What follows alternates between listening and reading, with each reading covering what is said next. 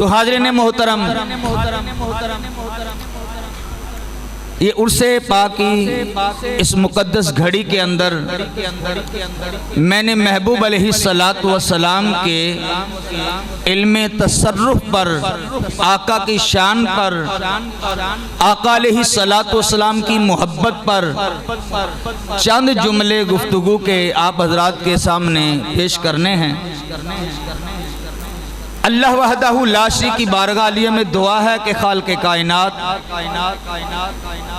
ان بزرگوں کے صدقے سے، محبوب علیہ السلام کے ذکر کے برکت سے اللہ تعالی ہم سب کے درجات کو بلند فرمائے، اور مولانا الحافظ القاری جان محمد نظامی چشتی صاحب اللہ تعالی ان کی قبر پر خصوصی برکتیں، رحمتیں نازل فرمائے۔ حاضرین محترم، بڑے اختصار کے ساتھ محبت کی بات کرنی ہے، الفت کی بات کرنی ہے، محبوب علیہ السلام کے ذکر پاک کی بات کرنی ہے۔ کہاں سے کہاں کروں، کیونکہ سارا قرآن میرے مصطفیٰ کی نعت ہے، تعریف ہے۔ سورۃ فاتحہ کی الف سے لے کر سورہ ناس کی آخری سین تک یہ مصطفیٰ کی نعت ہے، آقا علیہ السلام کی تعریف ہے۔ اس دنیا پر اقوام عالم میں بڑے بڑے مقرر بھی آئے، بڑے بڑے محدث بھی آئے، بڑے بڑے مفسر بھی آئے، ثنا خان بھی آئے، سب نے مصطفیٰ علیہ السلام کی تعریف ہی بیان کی ہے، سب نے آقا کی تعریف بیان کی ہے۔ حاضرین محترم، سارا قرآن میرے مصطفیٰ کی نعت ہے، آقا کا ذکر ہے۔ میرے لجپال آقا علیہ السلام تیرے اور میرے ذکر کرنے کے محتاج نہیں، میرے آقا علیہ السلام کا ذکر بلند کرنے کے لیے ان کا اللہ ہی کافی ہے۔ وَرَفَعْنَا لَكَ ذِكْرَكَ، اے محبوب ہم نے آپ کے ذکر کو آپ کے لیے بلند کر دیا۔ کتنا بلند کیا؟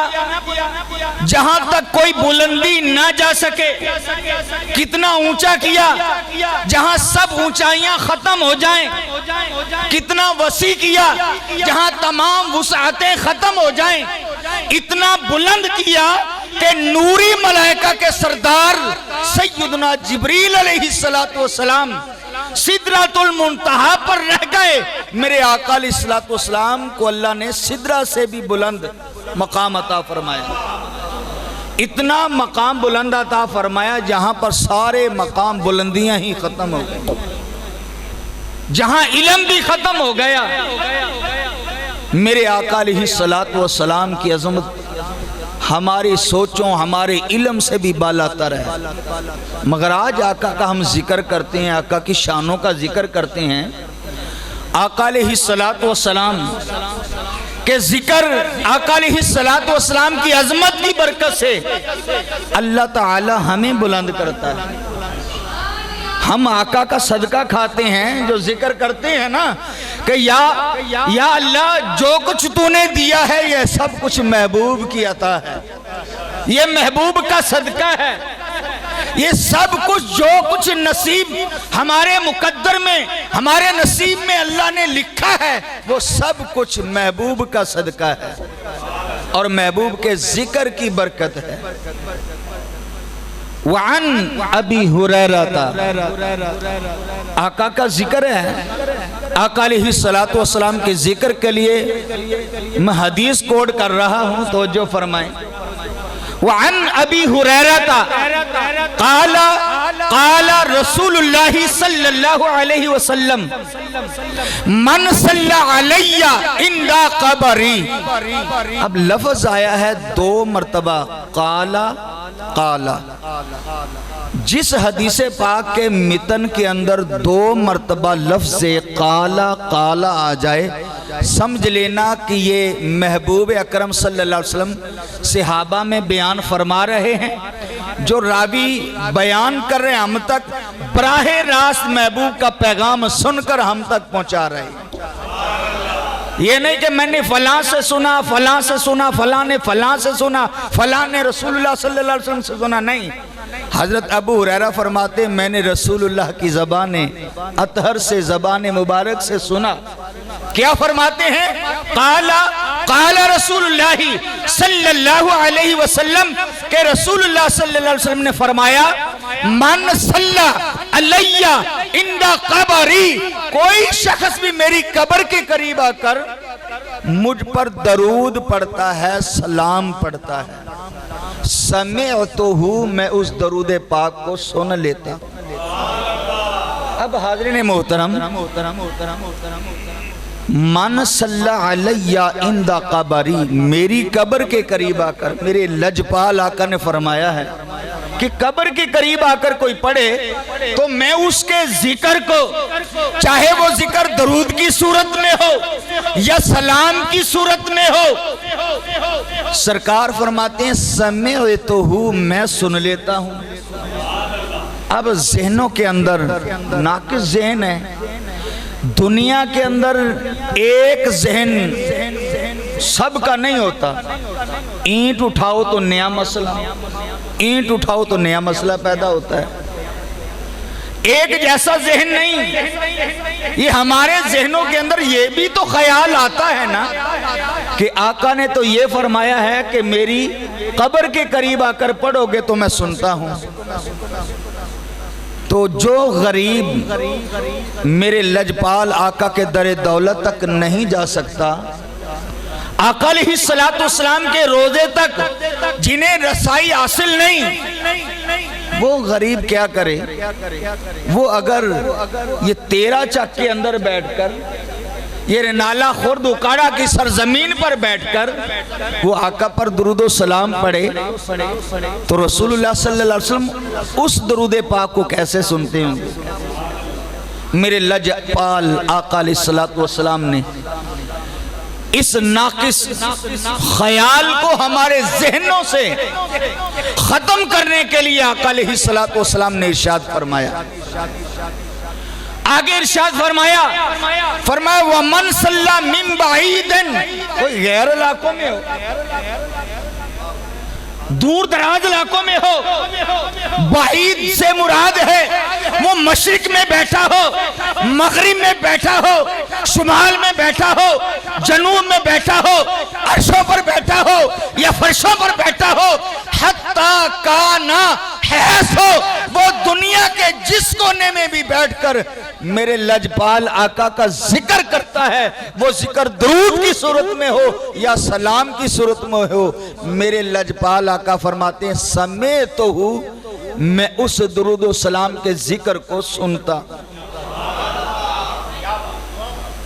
تو زندہ ہے واللہ، اعلیٰ حضرت مجدد ابن مجدد، محقق ابن محقق، مدلل ابن مدلل، الشاہ احمد رضا خان صاحب فاضل بریلوی رحمت اللہ علیہ فرماتے ہیں تو زندہ ہے واللہ، تو زندہ ہے واللہ، واللہ کا معنی اللہ کی قسم، ہم قسمیں کھاتے ہیں نا، اللہ کی قسم پیارے آپ زندہ ہیں، آپ زندہ ہیں، میرے چشم عالم سے چھپ جانے والے، ہماری نظروں سے تو میرے آقا پردہ فرما چکے ہیں، مگر میرے آقا علیہ السلام کی نظروں سے تو ہم چھپے ہوئے نہیں۔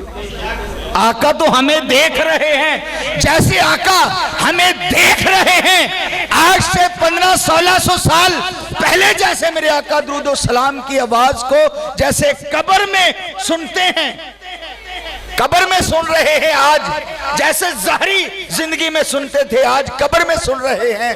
اگر قبر تک آقا کے روضے تک پہنچنے کی ہمیں سکت نہیں تو میرے لجپال آقا دور دراز علاقوں میں اگر بیٹھ کر پڑھتا ہے اس امتی کے درود و سلام کو بھی سنتے ہیں۔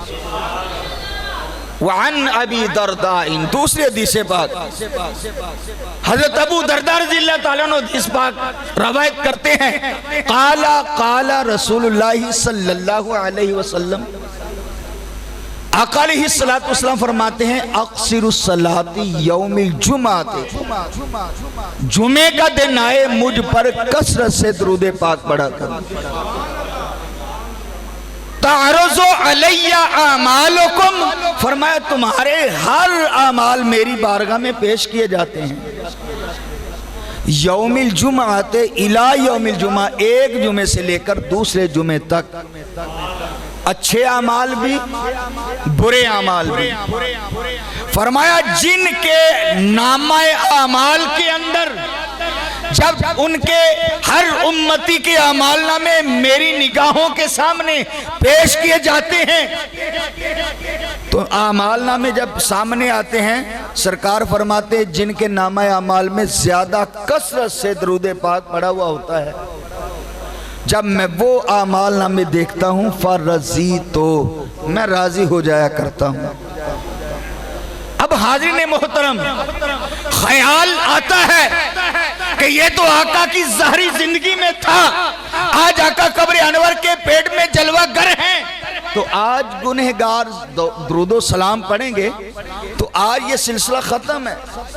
نہیں، میرے لجپال آقا جانتے تھے کہ ایک زمانہ آئے گا لوگ یہ خیال کریں گے، آقا علیہ السلام کی بارگاہ میں سبب بننا تھا۔ ایک صحابی کھڑا ہو جاتا ہے، عرض کرتا ہے، قالوا یا رسول اللہ وبعد وفاتک، آقا آج تو آپ زندہ ہیں، آپ ظاہری زندگی میں ہیں، کل آپ دنیا سے جب ظاہری پردہ کر جائیں گے تو آپ کی وفات کے بعد یہ سلسلہ کیسے جاری رہے گا؟ یہ اعمال نامے پیش کرنا، آپ کی بارگاہ میں سارے امتیوں کے اعمال نامے آتے ہیں، آپ کے وصال با کمال کے بعد میں تو آقا نے ارشاد فرمایا، حرم اللہ علی الارض ان تأکل الاجساد الانبیاء، اللہ تعالیٰ نے تو زمین کے لیے نبیوں کے جسموں کو کھانا حرام کر دیا ہے۔ الانبیاء احیاء فی قبورہم، انبیاء اکرام تو اپنی اپنی قبروں میں زندہ ہیں، زندہ ہیں، وَيُصَلُّونَ، وہ نمازیں پڑھتے ہیں قبروں کے اندر، بے اذان و اقامت، 7 اذان کے اور 7 تکبیر۔ لیسا اندہ یصلی علیہ، کوئی دنیا کا کونا ایسا نہیں ہے جو آقا پر درود و سلام پڑھ رہا ہو، حتیٰ کان حیثو، جہاں تک کہ میرے آقا فرماتے ہیں حتیٰ بالغانی صوتہ، اس درود پاک پڑھنے والے کی آواز میرے کان میں پہنچ رہی ہے۔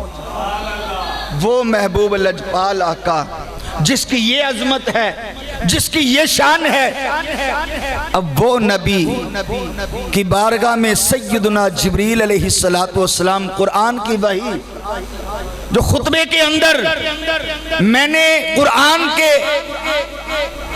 ایک آیات مقدسہ کا ایک حصہ تلاوت کیا ہے، ھدی للمتقین، کہ قرآن ہدایت دیتا ہے متقین کو۔ اب حاضرین محترم، میرے لجپال آقا کی بارگاہ میں جب یہ آیت نازل ہوئی، ھدی للمتقین، قرآن ہدایت دیتا ہے متقین کو، اب جملوں کی طرف غور کرنا ہے۔ میری گفتگو کا اب آغاز اب میں شروع کر رہا ہوں برکتیں حاصل کرنے کے لیے۔ محبوب المشائخ، محب المشائخ کی اس عرص پاک کی تقریب کے اندر اللہ تعالیٰ نے جو ارشاد فرمایا ہے ھدی للمتقین، کہ قرآن تو ہدایت دیتا ہے متقین کو، قرآن صاف بتاتا ہے۔ اب سوچنا یہ ہے کہ قرآن ہدایت تو دیتا ہے متقین کو، کیا دنیا کے اندر سارے متقین ہیں؟ ہرگز نہیں، متقین تھوڑے ہیں، غیر متقی زیادہ ہے، نیکوکار تھوڑے ہیں، غیر نیکوکار بہت زیادہ ہیں، یعنی گنہگار زیادہ ہیں، نیکوکار تھوڑے ہیں۔ تو قرآن کی وحی بتاتی ہے ھدی للمتقین، قرآن ہدایت دیتا ہے متقین کو۔ اب قرآن تو ہدایت متقین کو دیتا ہے، اب غیر متقی ہدایت لینا چاہتے ہوں، ہدایت یافتہ بننا چاہتے ہوں، تو غیر متقین کدھر جائیں؟ یہ بھی تو سوچنا ہے۔ اب قرآن میرے آقا پر نازل ہوا، آقا علیہ السلام ہدایت یافتہ ہیں، اللہ کے نیک بندے ولی کامل ہدایت یافتہ ہیں، قرآن ہدایت دیتا ہے۔ حضرت بابا فرید الدین گنج شکر رحمت اللہ علیہ کو قرآن ہدایت دیتا ہے، حضرت داتا گنج بخش علی حجویری رحمت اللہ علیہ کو قرآن ہدایت دیتا ہے، پیر مہر علی شاہ صاحب کو قرآن ہدایت دیتا ہے، ایسے نیک بزرگوں کو۔ اب قرآن نیک لوگوں کو ہدایت تو دیتا ہے، تو گنہگار کہاں جائیں؟ گنہگار اگر ہدایت یافتہ بننا چاہتے ہوں، وہ گنہگار کدھر جائیں؟ پڑھتے پڑھتے ایک تفسیر خازن میری نظر سے گزری، خدا کی قسم تفسیر خازن والے نے جو تفسیر لکھی، اس نے تفسیر کرنے کے اندر، تفسیر لکھنے کے اندر اس نے ایسے وزنی موتی بکھیرے ہیں، قیمتی موتی بکھیرے ہیں، موتی پرو دیے اس نے۔ فرماتے ہیں کہ محبوب علیہ السلام معراج پہ گئے، معراج پہ جاتے ہیں، اللہ وحدہ لا شریک کی بارگاہ میں اللہ تعالیٰ نے جب دیکھا کہ رسول اللہ صلی اللہ علیہ وسلم میری بارگاہ میں آئے ہیں، اللہ تعالیٰ نے فرمایا السلام علیکہ ایھا النبی ورحمت اللہ وبرکاتہ۔ اے پیارے، سلام ہو تم پر، سلام ہو، ساری برکتیں بھی تم پر، اللہ کی طرف سے ساری رحمتیں بھی تم پر۔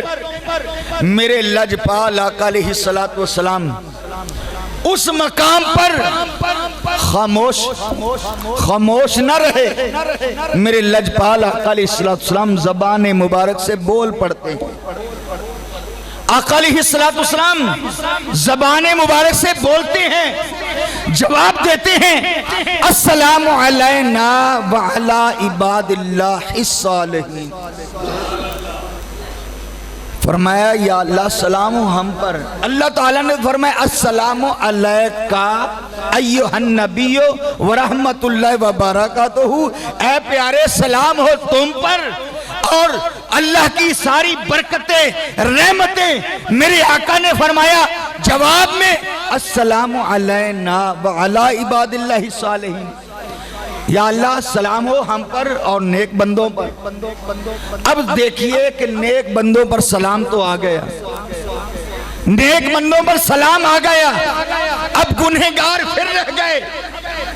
میرے آقا علیہ السلام نے تفسیر خازن والے لکھتے ہیں جب فرمایا تھا نا السلام علینا، یہ صیغہ جمع واحد متکلم کا صیغہ ہے، فرمایا تھا جب السلام علینا ہم سارے گنہگار میرے آقا کی بارگاہ میں قدموں میں موجود تھے معراج کی رات، کیونکہ نیکوکار تو اللہ کے کھاتے میں ہیں، نیکوکاروں کے لیے ہدایت تو قرآن دیتا ہے، اور اللہ کی برکتیں رحمتیں ساری نیکوں کے لیے۔ تو میرے آقا نے گنہگاروں کو یاد کیا معراج کی رات السلام علینا، یا اللہ ہم پر۔ جب فرمایا تھا نا السلام علینا، یہ صیغہ جمع واحد متکلم کا ہے، آقا کے ساتھ سارے گنہگار وہاں پر موجود تھے، سارے گنہگار وہاں پر موجود تھے۔